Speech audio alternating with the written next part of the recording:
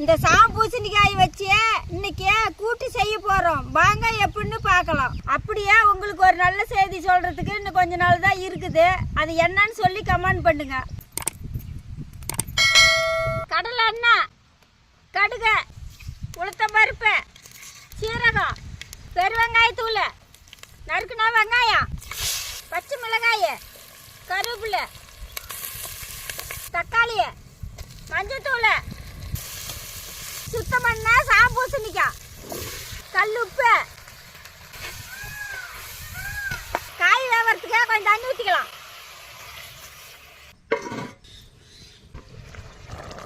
வேவிச்ச பாசி பருப்பு ஒரு கொதி வந்த உடனே கொத்தமல்லி தழையை போட்டு இறக்கலாம்.